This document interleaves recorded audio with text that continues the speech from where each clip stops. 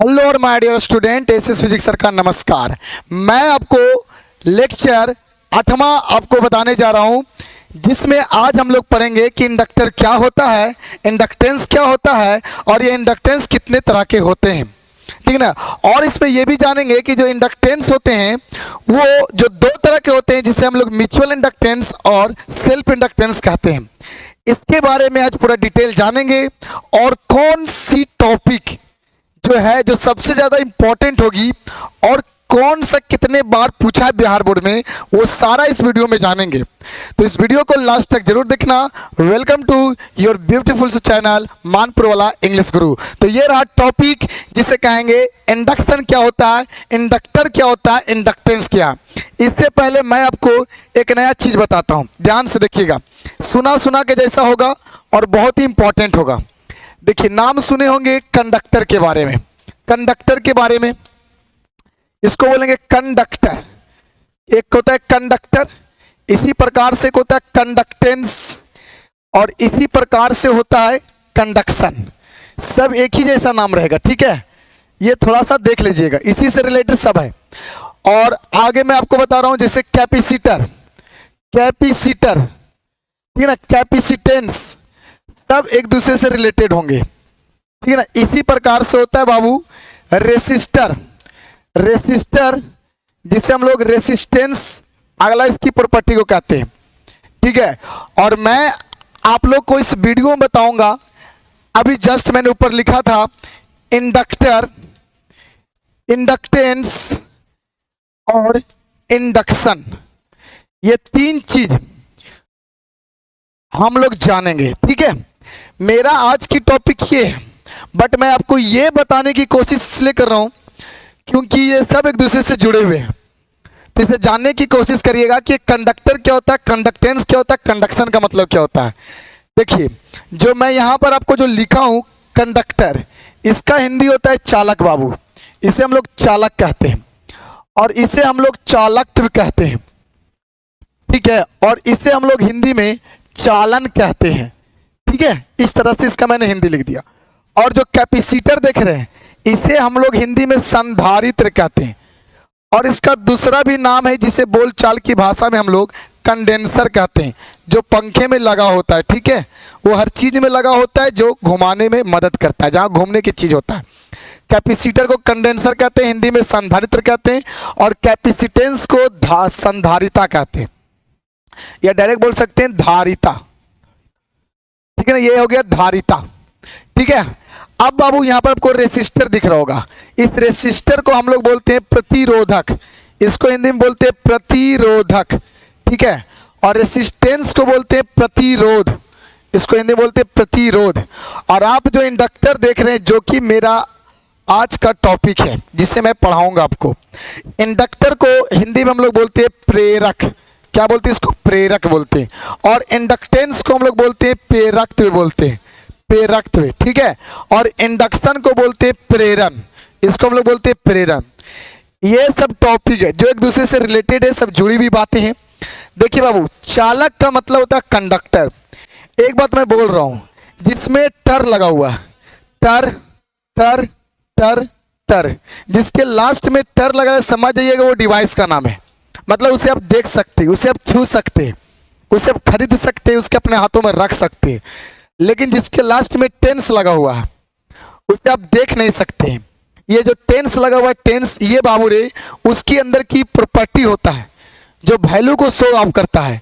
लेकिन जिसके लास्ट में सन लगा हुआ है, इसे भी हम लोग ना देख सकते हैं, ना पकड़ सकते हैं, ना छू सकते हैं।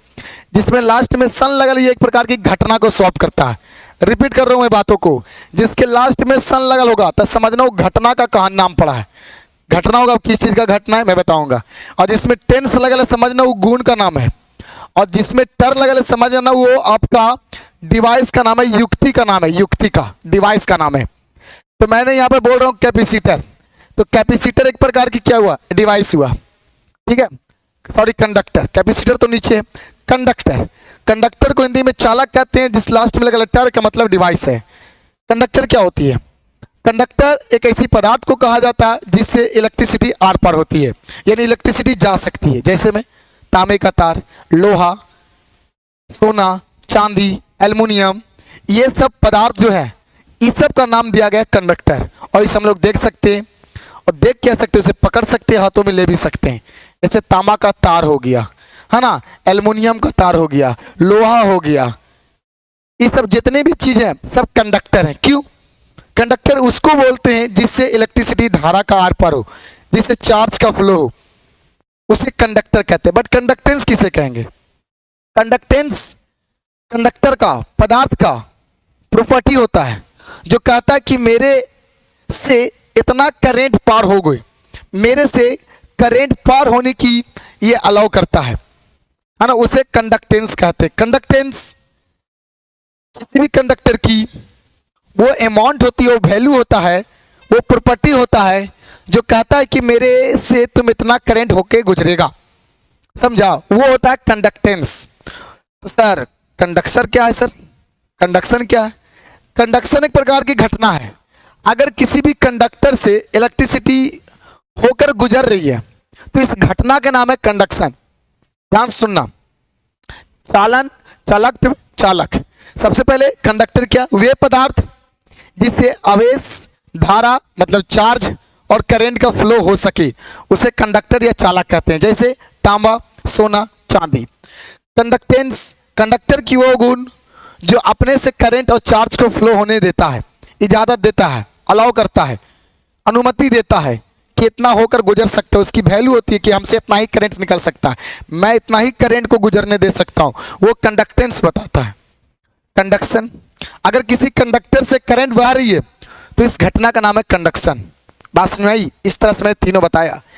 कैपेसिटर उसी प्रकार के क्या है? डिवाइस है। कैपेसिटर क्या करता है जी? कैपेसिटर जो आपका होती है वो चार्ज को स्टोरेज करता है इलेक्ट्रोस्टैटिक्स पोटेंशियल एनर्जी के रूप में, यानी ये आवेश को संचित करता है, जमा रखता है, ठीक है ना, स्थिर वैद्युत स्थिति की ऊर्जा के रूप में, इलेक्ट्रोस्टैटिक्स पोटेंशियल एनर्जी के रूप में ये चार्ज को जमा रखता है। कौन? कैपेसिटर। कैपेसिटर क्या है? कैपेसिटर एक ऐसी डिवाइस है जो चार्ज को स्टोरेज रखता है ना, उसको बोलते हैं हम लोग कैपेसिटर। कैपेसिटेंस क्या है? कैपेसिटेंस कैपेसिटर की वो प्रॉपर्टी होगी जो कहेगा कि इस कैपेसिटर के अंदर इतना ही चार्ज स्टोरेज हो सकता है। जैसे आप समझ सकते हैं कि जैसे आपके पास एक टंकी है, पानी का टंकी, तो जो पानी का जो टंकी है उस पानी के टंकी का नाम है कैपेसिटर। ऐसे समझ सकते हो, पानी की टंकी को कहते हैं कैपेसिटर। पानी क्या करेगा? सॉरी, टंकी क्या करेगा? टंकी जो होगा वो पानी को जमा रखेगा, तो पानी को जमा रखने वाला को टंकी, उसी प्रकार चार्ज को जमा रखने वाला को कैपेसिटर, है ना। पानी को भी जमा रखेगा टंकी पोटेंशियल एनर्जी के रूप में, और चार्ज को जमा रखेगा कैपेसिटर इलेक्ट्रोस्टैटिक्स पोटेंशियल एनर्जी के रूप में। लेकिन सवाल है कि वो टंकी कितना पानी को जमा रख रहा है, अपनी अपनी खुद की कैपेसिटी होती है। तो अगर वो टंकी 25 लीटर, 30 लीटर या फिर मान लो 50 लीटर, मान लो एक ऐसी टंकी है जो 50 लीटर पानी को जमा रख रहा है, अपने अंदर स्टोरेज कर रहा है, तो उस टंकी की कैपेसिटी हो गई। ठीक उसी प्रकार से कोई कंडेंसर, कोई कैपेसिटर कितने चार्ज को स्टोरेज कर सकता है, कितने कूलाम चार्ज को, है ना।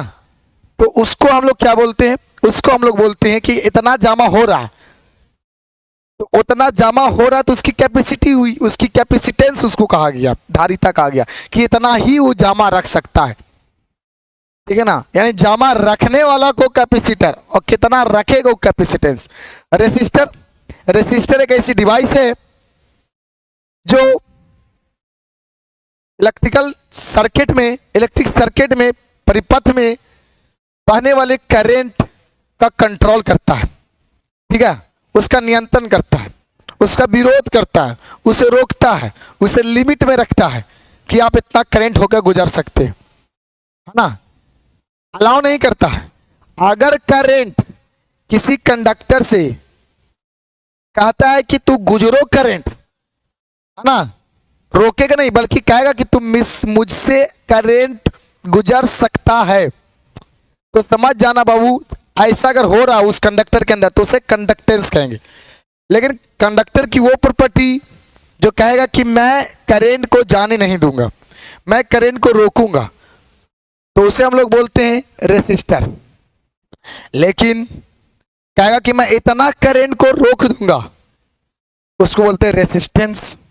यानी कि करंट को रोकने वाले डिवाइस, कंट्रोल करने वाले डिवाइस, लिमिट में रखने वाला डिवाइस जो करंट को बहने से रोके, सर्किट में करंट इलेक्ट्रिसिटी का नियंत्रण कर सके, कंट्रोल कर सके, उसे हम लोग रेसिस्टर कहते हैं।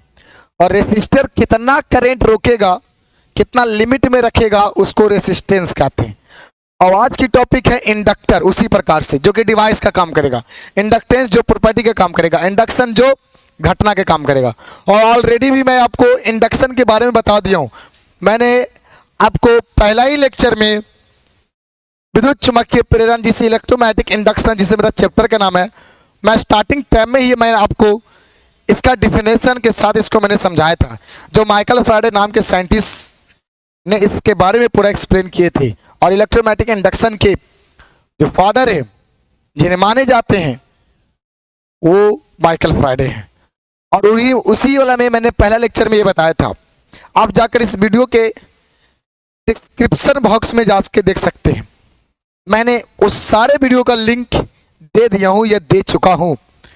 Lecture 1, lecture 2, lecture 3, lecture 4, lecture 5 सारा दिया गया है। आप वहां से पूरा देख के इस वीडियो के पास आए होंगे तो बहुत अच्छा होगा, तब मेरे लैंग्वेज को समझ पाइएगा, अन्यथा फिर दिक्कत हो सकती है आपकी। तो आज की जो मेरी टॉपिक है वो इंडक्शन है, इंडक्टेंस है, इंडक्टर है, जो कि बहुत इंपॉर्टेंट है। तो इंडक्शन क्या होता है? इंडक्शन क्या होता है? घटना होता है। मैंने लिखाया था क्या कि किसी भी बंद कुंडली से होकर गुजरने वाली परिवर्तनशील चुंबकीय फ्लक्स के कारण उसमें विद्युत वाहक बल यानी वोल्टेज और धारा उत्पन्न होने की घटना को प्रेरण या विद्युत चुम्बकीय प्रेरण कहते हैं, है ना। लेकिन आज की कहानी है कि ये इंडक्टर क्या, इंडक्टेंस क्या है, तो जानेंगे कि क्या होता है। ध्यान से देखिए, हम लोग जानेंगे कि ये इंडक्टर क्या होता है, इंडक्टेंस क्या होता है। ठीक है, इंडक्टर क्या है, इंडक्टेंस क्या है, तो ध्यान से देखिए बाबू रे। टॉपिक का नाम है प्रेरक। प्रेरक को हम लोग हिंदी में इंग्लिश में कहते हैं इंडक्टर, इसी को हम लोग कहते हैं इंडक्टर। इंडक्टर क्या होता है? मैंने बोला कि जिसमें लगा टर, वो आपका डिवाइस के काम करेगा। यस, है ना। इंडक्टर है, डिवाइस है। क्या ऐसा डिवाइस है जी? एक वैसी विद्युतीय युक्ति, यानी एक वैसी डिवाइस जो विद्युत ऊर्जा को यानी इलेक्ट्रिकल एनर्जी को चुंबकीय एनर्जी यानी मैग्नेटिकल एनर्जी के रूप में क्या करता है? संचित यानी स्टोरेज करता है। समझो पावर इंडक्टर एक ऐसी डिवाइस है, ऐसी युक्ति है जो इलेक्ट्रिकल एनर्जी को मैग्नेटिकल एनर्जी के फॉर्म में एनर्जी को स्टोरेज रखता है। इलेक्ट्रिकल एनर्जी को ही जमा रखता है, लेकिन मैग्नेटिकल एनर्जी के रूप में रखता है। और इसे ही हम इंडक्टर कहते हैं, इसे ही हम इंडक्टर कहते हैं। इंग्लिश में क्या लिखे हैं कि एन इलेक्ट्रिकल डिवाइस, एक वैसी electrical device which storage electrical energy in the form of magnetical energy, जो इलेक्ट्रिकल एनर्जी को स्टोर कर सके मैग्नेटिकल एनर्जी के रूप में। ऐसी डिवाइस को हम लोग इंडक्टर के नाम से जाना जाता है। लेकिन एक बात इंपॉर्टेंट धरने वाली है कि सर इलेक्ट्रिकल एनर्जी का मतलब होता है इलेक्ट्रिसिटी। अगर किसी इंडक्टर से इलेक्ट्रिसिटी होकर गुजरेगी तो उसे जमा रख लेगा एनर्जी के रूप में। लेकिन सवाल है सर कि कौन सी करंट, कौन सी इलेक्ट्रिसिटी, कौन सी करंट दे जिसकी वजह से यह स्टोरेज करेगा? तो इसका आंसर है चेंजिंग करंट। यानी अगर मैं इंडक्टर से चेंजिंग करंट फ्लो करता हूं तो चेंजिंग करंट को फ्लो करने की वजह से वो इलेक्ट्रिकल एनर्जी को स्टोरेज करेगा मैग्नेटिकल एनर्जी के रूप में। यहां पर पॉइंट करने वाली बात है, इस चैप्टर में जितने भी चीजों को जिक्र हुआ है वो सब चेंजिंग करंट, चेंजिंग फ्लक्स के हुआ है, चेंजिंग मैग्नेटिक फील्ड का हुआ है। कोई भी कांस्टेंट नहीं रहना चाहिए। ना डायरेक्ट करंट की मैं बात नहीं कर रहा हूँ, डीसी करंट की मैं बात नहीं कर रहा हूँ, एसी करंट यहाँ पर होगा। अल्टरनेटिंग करंट जो समय के साथ अपना मैग्नीट्यूड और डायरेक्शन चेंज करता है, अपना वैल्यू चेंज करता है। तो अगर मैं इसमें चेंजिंग करंट दूंगा इस इंडक्टर में, है ना, तो इंडक्टर में अगर चेंजिंग करंट दूंगा तो उसकी वजह से ही इसमें इलेक्ट्रिकल एनर्जी स्टोरेज होगा मैग्नेटिकल एनर्जी के रूप में। और इंडक्टर देखो कुछ इस तरह से होता है। ये इंडक्टर का आपका क्या सिंबल है? ऐसा आप लोग देखे होंगे, जो पानी गर्म करने वाला होता है ना, जिससे आप पानी गर्म करते हैं, वो बाबू इंडक्टर का फिगर होता है, वो इंडक्टर ही है, लेकिन लोग उसे नाम दिए हैं, वो इंडक्टर है। कुछ इस तरह से होता है इंडक्टर। उसको मैंने लिख दिया कि इंडक्टर का जो शेप होता है वो हेलिकल शेप का होता है। हेलिकल मैंने स्प्रिंग के जैसा होता है ना, इस तरह से ये इंडक्टर होता है। बात समझ में आई है? तो मैंने बताया इंडक्टर क्या है, एक डिवाइस है जो इलेक्ट्रिकल एनर्जी को मैग्नेटिकल एनर्जी के रूप में जमा रखता है। एक ऐसी युक्ति है, एक ऐसी डिवाइस है जो विद्युत ऊर्जा को चुंबकीय ऊर्जा के रूप में जमा रखता है, उसी को इंडक्टर कहते हैं। और इसे कुछ शेप इस तरह से होता है। बात समझ में आई? लेकिन सर इंडक्टेंस क्या होता है, प्रेरक तो क्या होता है, जो कि बहुत इंपॉर्टेंट है। इंडक्टेंस ही आपका बहुत इंपॉर्टेंट है और एग्जाम में यही आएगा। इंडक्टर नहीं पूछा आज तक, लेकिन इंडक्टेंस ज्यादा पूछा है।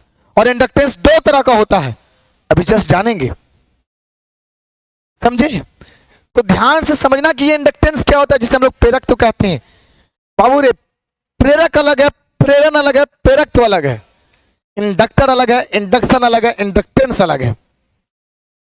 तो अभी हम लोग जानेंगे इंडक्टेंस, जिसे हम लोग हिंदी में प्रेरक तो कहते हैं। देखो, जिसपे लगा है टेंस, इसका मतलब होता है कि वो गुण है, क्वालिटी है, प्रॉपर्टी है, उसकी कुछ वैल्यू होगी, है ना? तो जानेंगे कि इंडक्टेंस क्या है। तो देखो लिखें, ये एक प्रेरक या एक कुंडली। एक प्रेरक मतलब इंडक्टर, ये कॉइल इस तरह का वह गुण जिसके कारण या अपने से होकर गुजरने वाली परिवर्तनशील धारा का विरोध करता है, उसे प्रेरक तो कहते हैं। इंडक्टेंस इंडक्टर की वो खास किस्म का एक क्वालिटी होती है, एक प्रॉपर्टी होती है, जो अपने से फ्लो होने वाली चेंजिंग करंट का अपोजिशन करता है। मतलब सर, अगर मैं इंडक्टर में करंट दूं, इंक्रीजिंग करंट दूं, चेंजिंग का मतलब सुना था, चेंजिंग मतलब बदलता हुआ करंट। चाहे तो आप इंडक्टर में इंक्रीजिंग करंट दो, चाहे तो आप इंडक्टर में डिक्रीजिंग ही करंट दो, दो तरह के करंट दे सकते हैं बाबू। कांस्टेंट करंट की मैं बात नहीं कर रहा हूं, मैं ऐसी करंट के जिक्र नहीं कर रहा हूं जो करंट कांस्टेंट हो, मैं बात कर रहा हूं चेंजिंग करंट का। और चेंजिंग करंट चाहे तो इंक्रीज कर सकता है, चाहे तो डिक्रीज कर सकता है। तो इंडक्टेंस क्या होता है समझना। इंडक्टेंस इंडक्टर की वो प्रॉपर्टी होती है जो अपने से फ्लो होने वाली चेंजिंग करंट का अपोजिशन करता है, परिवर्तनशील धारा का विरोध करता है।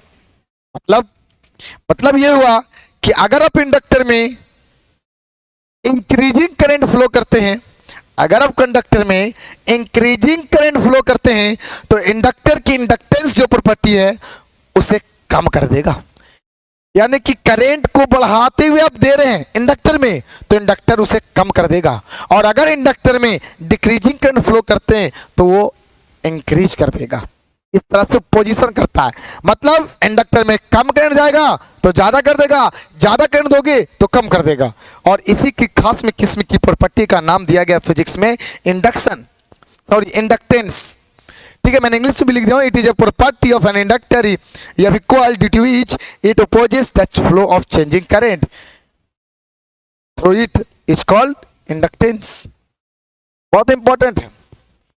अब ये इंडक्टेंस जो होता है बाबू, ये जो गुण होते हैं वो दो तरह के होते हैं, जिसमें से आपका जो पहला गुण है वो आपका ये है।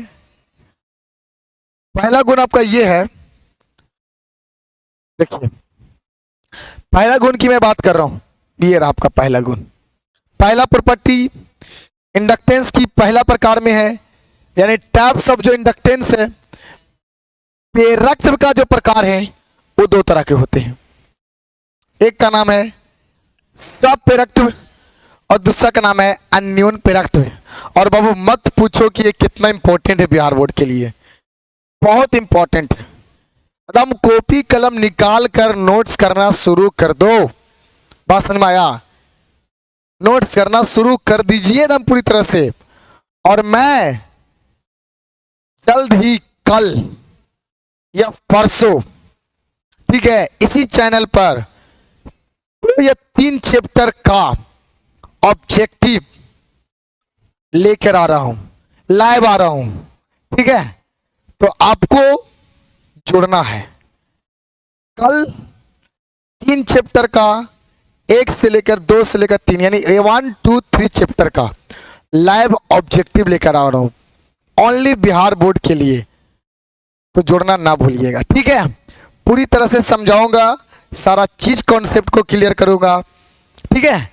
तो बाबू रे, ये आपका इंडक्टेंस दो प्रकार का होता है, जिसे सेल्फ इंडक्टेंस और म्यूचुअल इंडक्टेंस कहते हैं, स्वप्रेरक और अन्योन प्रेरक। और ये बिहार बोर्ड के लिए बहुत इंपॉर्टेंट है, इसे नोट्स करना स्टार्ट कर दो, ठीक है। तो सबसे पहले जानेंगे कि स्वप्रेरक क्या है। तो स्वप्रेरक को समझने से पहले हम लोग समझेंगे कि स्वप्रेरण क्या है। स्वप्रेरण एक प्रकार की घटना होगी ना, स्वप्रेरण एक प्रकार की घटना होगी, ठीक है। उसको पहले समझते हैं कि ये स्वप्रेरण क्या है, उसके बाद स्वप्रेरण में हम लोग स्वप्रेरक पढ़ेंगे। तो ये स्वप्रेरण जिसे सेल्फ इंडक्शन कहते हैं, सेल्फ इंडक्टेंस है सेल्फ इंडक्शन। तो बाबू लिखेंगे एक ही प्रेरक से, यानी कि स्वप्रेरत्व या फिर स्वप्रेरक, जिसे हम लोग कहते हैं सेल्फ इंडक्शन। तो सेल्फ इंडक्शन का डिफिनेशन देने से पहले आपको ये बात पता होना चाहिए कि इसमें केवल एक ही कुंडली की बात करेंगे, इसमें केवल एक ही प्रेरक, एक ही इंडक्टर की मैं बात करूंगा, इसमें केवल एक ही कॉइल की मैं बात करूंगा। इसमें मैंने एक ही कॉइल लिया हूं, देख लो। तो याद रखना, सेल्फ इंडक्शन में एक ही कुंडली होगा, एक ही प्रेरक होगा, इसलिए मैंने लिखा हूं एक ही प्रेरक से होकर गुजरने वाली, एक ही प्रेरक से होकर गुजरने वाली अपने परिवर्तनशील चुंबकीय फ्लक्स के कारण उसमें विद्युत वाहक बल एवं धारा उत्पन्न होने की घटना को हम लोग क्या कहते हैं, स्वप्रेरण कहते हैं। मतलब एक ही कुंडली में मैंने धारा दिया और उसमें जब धारा दूंगा तो धारा देने की वजह से उस कुंडली में एक नया करंट बनेगा, है ना।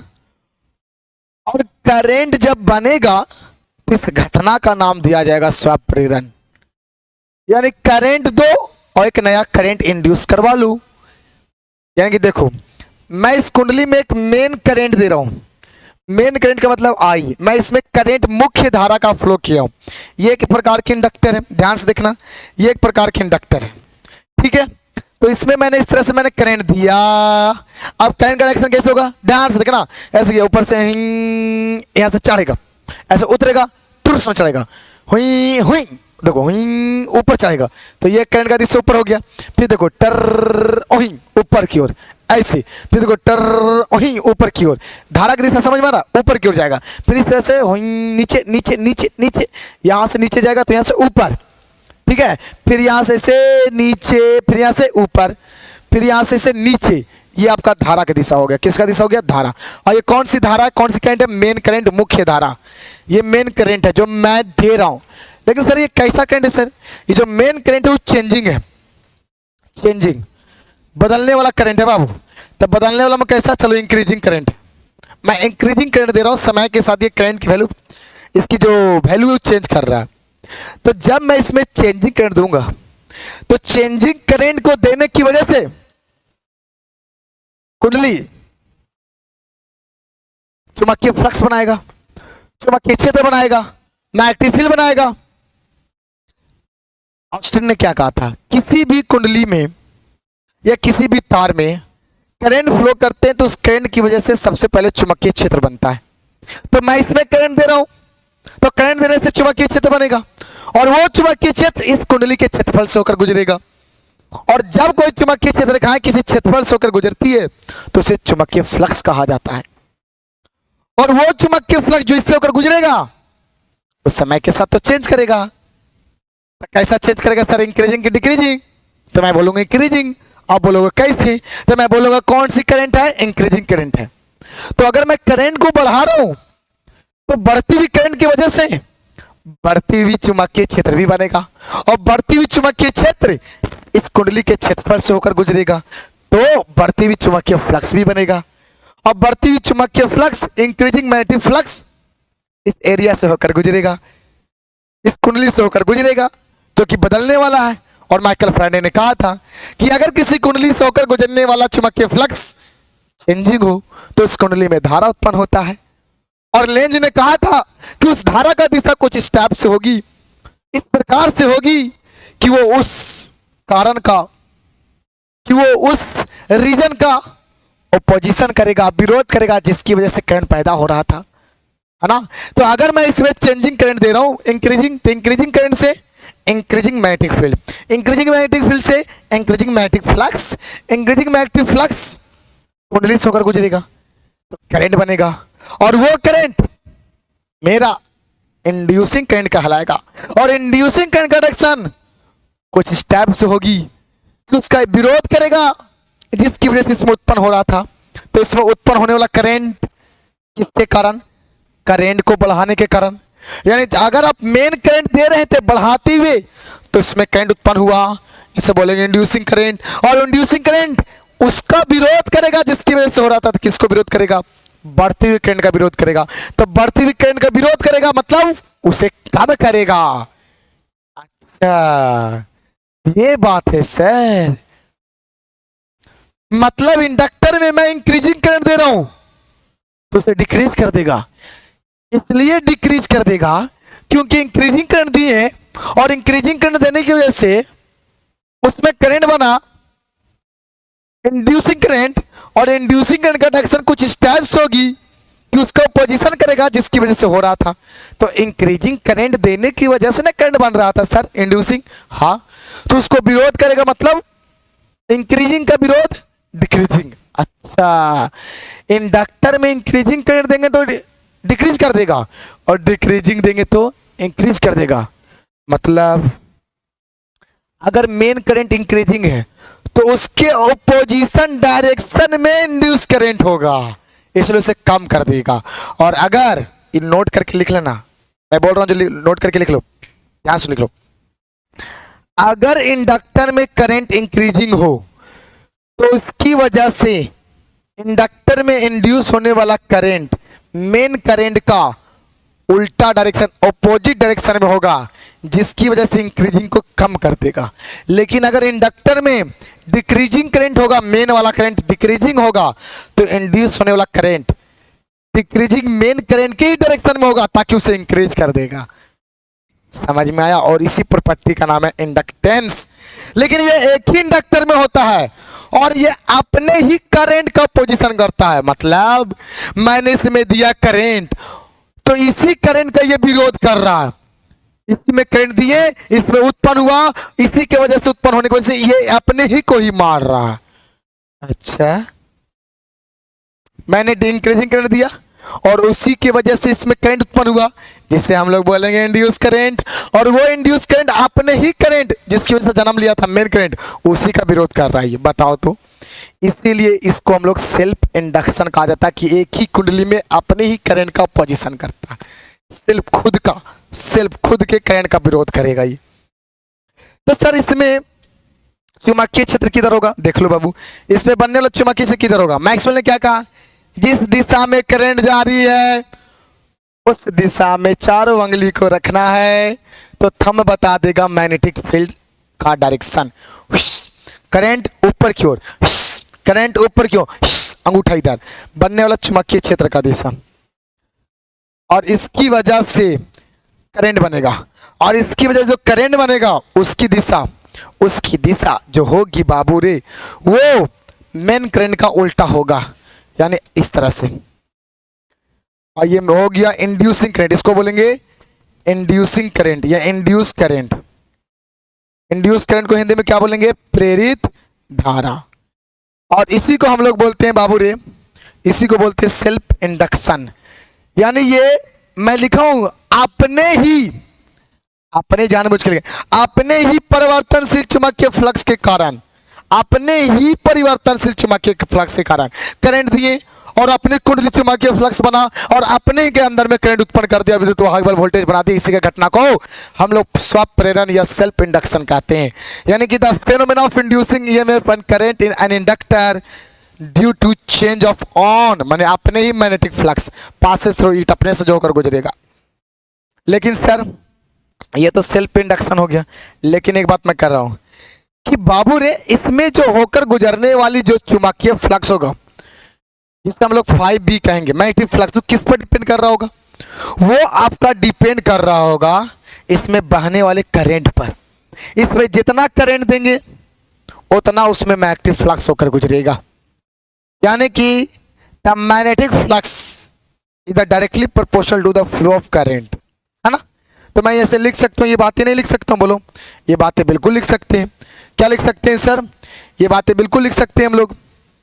देखो क्या लिख सकते हैं, ये बातें बिल्कुल लिख सकते हैं कि the magnetic flux, the magnetic flux, जो चेंजिंग मैग्नेटिक फ्लक्स होगा, the value of changing magnetic flux.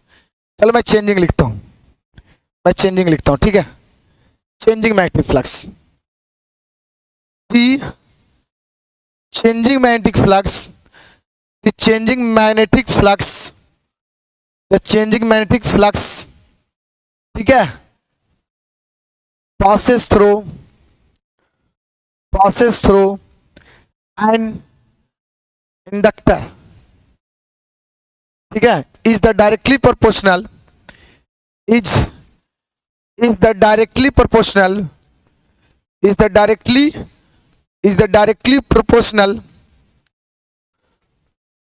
to the flow of changing current, changing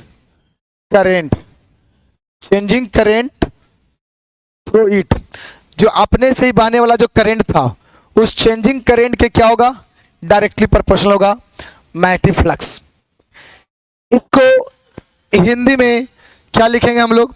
Hindi में लिखेंगे कुंडली से होकर गुजरने वाली परिवर्तनशील, कुंडली से होकर गुजरने वाली परिवर्तनशील चुंबकीय फ्लक्स जो होगा वो उसी कुंडली से होकर गुजरने वाली धारा के समानुपाती होगा। लिख लेना, समझे माय डियर? 5 नंबर में आएगा, ठीक है। तो मैं अर्थात कर डेट इज कर मैं लिख सकता हूँ कि जो गुजरने वाला जो मैग्नेटिक फ्लक्स होगा वो करंट के डायरेक्टली प्रोपोर्शनल होगा। और जब मैं इस प्रोपोर्शनल को हटाएंगे, ठीक है, जब मैं इस प्रोपोर्शनल को हटाएंगे तो कोई कांस्टेंट आएगा, और वो कांस्टेंट आता है बाबू रे एल, और इस तरह से फाई भी बराबर हो जाता है एल आई। जहाँ यहाँ जो मैं बात करूंगा एल की, एल का मतलब होता है इज द सेल्फ इंडक्टेंस। यही है आपका सेल्फ इंडक्टेंस बाबू, यही आपका सेल्फ इंडक्टेंस, या इसी को बोलते हैं कोफिशिएंट ऑफ, या इसी को बोलते हैं हम लोग कोफिशिएंट ऑफ सेल्फ इंडक्शन, इसे बोला गया। हिंदी में क्या बोलेंगे एल को? हिंदी में हम लोग एल को बोलते हैं स्वाप प्रेरक। यही है स्वाप प्रेरक जो आपको मैं पढ़ा रहा था पहले। स्वाप प्रेरण पढ़ा है, घटना, उसके बाद स्वाप प्रेरक जो एल को कहते हैं, जो वैल्यू देता है, मान होता है, प्रॉपर्टी होता है, या इसी को आप बोल सकते हैं जी स्वाप प्रेरण का गुणांक, स्वाप प्रेरण का गुणांक, इसे आप बोल सकते हैं। स्वाप प्रेरण का गुणांक बोलिए, चाहे स्वाप प्रेरक बोलिए, ये एल है आपका, और ये बहुत इंपॉर्टेंट है। तो यहाँ से एल बराबर सूत्र क्या हो जाएगा? तो एल बराबर क्या हो जाएगा? 5b/i, 5b/i। तो इसका डिफरेंशियल भी आप लिख सकते हैं। इसका डिफरेंशियल क्या होगा? तो इसका डिफरेंशियल मैं लिख देता हूँ, बड़ा आसान है। इसका डिफरेंशियल लिखना बड़ा आसान है, बहुत इंपॉर्टेंट है, बहुत वीवीआई है, इस बातों को याद रखना, बहुत वीवीआई है। तो मैं इसका डिफरेंशियल लिखा देता हूँ, देख लो ध्यान से, ठीक है, ध्यान से सब लिख लेना ये वाला। चलिए वेयर में, चलो ध्यान से देखिएगा, ठीक है। ये आपका फॉर्मूला था, आया था 5e = L/I। अब यहाँ पर सबको ध्यान से देखेंगे कि आखिर में सर ये जो आपने एल के बारे में बताया, जिससे आप लोग सेल्फ इंडक्टेंस कहते हो, वो क्या होता है? यहाँ पर हम लोग सेल्फ इंडक्टेंस को दूसरा नाम कोफिशिएंट ऑफ सेल्फ इंडक्शन कहते हैं, कोफिशिएंट ऑफ सेल्फ इंडक्शन भी कहेंगे इसको।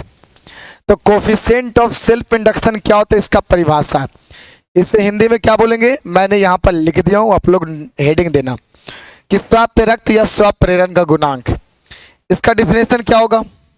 बड़ा आसान है। डिफिनेशन क्या होगा? डिफिनेशन ये होगा कि अगर मैं इंडक्टर जो अभी मैंने बनाया था ये वाला, इस इंडक्टर से अगर मैं 1 एम्पियर का करंट बहाऊं, 1 एम्पियर का करंट बहाऊं, तो 1 एम्पियर करंट बहाने से कितना उसमें मैग्नेटिक फ्लक्स होकर गुजरेगा, चेंजिंग मैग्नेटिक फ्लक्स 1 एम्पियर की वजह से। मैं अभी 0 करंट था, शुरू में कितना था, 0 करंट, 0 एम्पियर, लेकिन मैंने अचानक 0 से 1 एम्पियर कर दिया, तो 0 से 1 एम्पियर करंट करने में उसमें कितना मैग्नेटिक फ्लक्स होकर गुजरा होगा, यानी पर यूनिट 1 एम्पियर करंट के फ्लो के कारण जो अमाउंट ऑफ जो मैग्नेटिक फ्लक्स होगा जो कुंडली से होकर गुजर रहा होगा, उसकी वैल्यू को हम लोग सेल्फ इंडक्टेंस कहते हैं। मतलब हम लोग बोलेंगे the amount of total changing, the amount of total changing magnetic flux, total changing magnetic flux, total changing magnetic flux, है ना, passes through द कॉइल, जो कॉइल से होकर गुजर रहे होगा, लेकिन per unit flow of current, throw it, इसी से बाबू रे अगर पर यूनिट करंट का फ्लो करते हैं 1 एम्पियर करंट, अगर मैं 1 एम्पियर करंट दूंगा तो 1 एम्पियर करंट के देने की वजह से फाई भी जितना होगा उतना ही एल होगा, है ना। इसे आप लोग हिंदी में भी लिख सकते हैं। हिंदी में क्या लिख सकते हो बाबू, हिंदी में लिख सकते हो कि कुंडली से, बोल दूंगा तो लिख लोगे, नहीं लिख ही देता हूं कि प्रति कुंडली से लिख देता हूं कि एक कुंडली में प्रति इकाई धारा के प्रवाह के कारण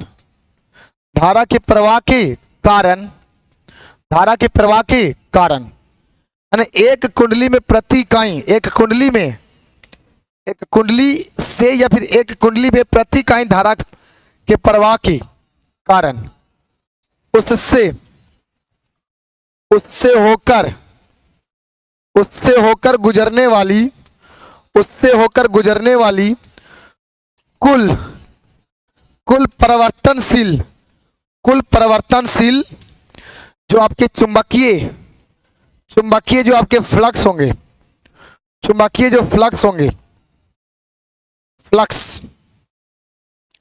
फ्लक्स जो होंगे, कुल परिवर्तनशील चुंबकीय फ्लक्स के माप को या परिमाण को स्वापेरक्त्व कहते हैं, इस तरह से बात है, समझ में आई, इसी को स्वापेरक्त्व कहते हैं। यानी प्रति इकाई धारा में कितना करंट, अगर प्रति इकाई धारा बहने की वजह से जितने भी कुंडली से मेरा मैग्नेटिक फ्लक्स होकर गुजरेगा वही मैग्नेटिक फ्लक्स की वैल्यू ही सेल्फ इंडक्टेंस होगा, इसे एल कहेंगे। नहीं तो इसका डेफिनेशन आप ऐसे भी लिख सकते हैं, मैं यहाँ से एल निकालूं तो फॉर्मूला क्या होगा, अर्थात इसकी मैं सूत्र की बात करूंगा तो क्या हो जाएगा बाबू, इसकी मैं सूत्र की बात करूंगा, अगर मैं इसकी सूत्र करूंगा कि एल का सूत्र कैसे निकालेंगे, एल बराबर सूत्र क्या होगा, तो मैं एल बराबर सूत्र लिख सकता हूं 5b/i, यहां से प्रति इकाई मतलब बट्टा में आई होगा, प्रति इकाई का मतलब बट्टा में आई होगा, तो आई को मैंने नीचे कर दिया, 5b को ऊपर कर दिया। अगर 1 एम्पियर धारा रहेगा तो आई की जगह 1 रखेंगे तो जितना फ्लक्स होगा वही एल का वैल्यू इंडक्टेंस हो जाएगा, सब प्रैक्ट हो जाएगा, होगा कि नहीं, इस तरह से यानी एल बराबर 5b/i लिख सकते हैं। तो इसका दूसरे से भी परिभाषा लिख सकते हो, क्या लिख सकते हो, तो सुनना ध्यान से, इंग्लिश और हिंदी को मैं एक बार बोलूंगा, आपको लिखना है तो लिख लेना दूसरा परिभाषा, अगर ये याद नहीं होता है तो पहले हिंदी में बोल रहा हूं, ठीक है। एक कुंडली से होकर गुजरने वाली कुल चुंबकीय फ्लक्स, कुल परिवर्तनशील चुंबकीय फ्लक्स एवं उसी कुंडली में प्रवाहित होने वाली परिवर्तनशील धारा के अनुपात को स्वापेरक्त्व कहते हैं। इंग्लिश में it is defined as the ratio of total change of magnetic flux passes through an inductor to the total change of current total change of current flow the inductor is known as self inductance. तो यहां से मैं इसे लिख सकता हूं, बिल्कुल लिख सकता हूं। तो पहले अभी मैंने क्या सीखा, अभी मैंने सीखा बाबू एल बराबर सूत्र क्या होता है, एल बराबर सूत्र होता है 5E/I। ये तो 5E/, ये आपका सूत्र क्या हो गया, एल बराबर हो गया 5E/I, एल बराबर 5E/I ये सूत्र हो गया। लेकिन ये तो सेल्फ इंडक्टेंस का सूत्र हो गया। लेकिन जो आप तो ये तो बताए नहीं किए सर कि उसमें कितना वोल्टेज उत्पन्न होगा, कितना करंट होगा, ये तो बताए नहीं किए कि जो करंट उत्पन्न होगा वो कितना होगा, जो मेन करंट का पोजीशन कर रहा है, जो हम दे रहे थे कुंडली में। जैसे मैं आपको बता देता हूं, जैसे मैं यहां पर कुंडली बना रहा हूं, देखो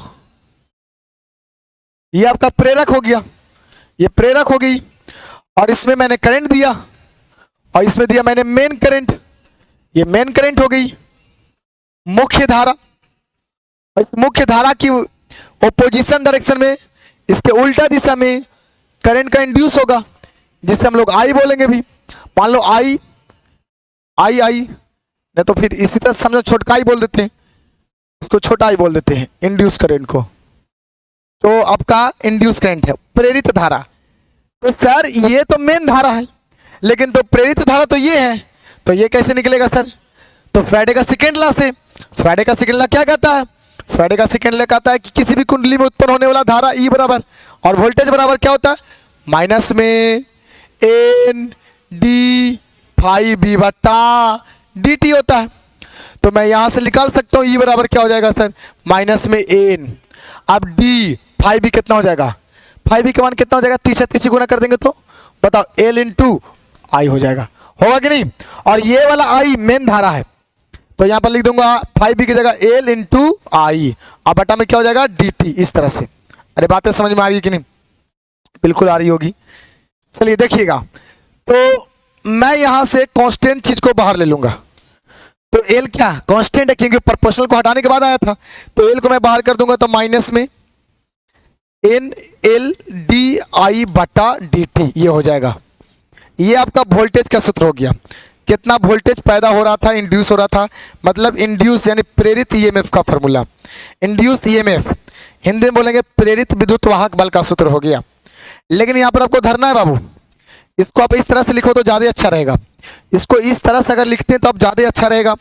किस तरह से सर, कि ई बराबर जो सूत्र होगा माइनस में एन एल डी, और मैं यहाँ आई जो लिखा हूँ उसको जगह मैं मेन लगा देता हूँ, ये मेन करंट को बताएगा, मुख्य धारा आई होता है, और बटा में क्या लगा दो dt।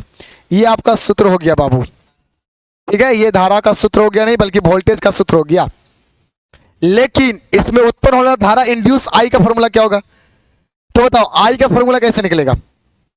तो आई बराबर क्या होगा, मैं वोल्टेज में रेसिस्टेंस से डिवाइड कर दूंगा, E/R कर दूंगा, तो आई बराबर कितना हो जाएगा, इसको हम लोग इंड्यूस करंट बोलेंगे।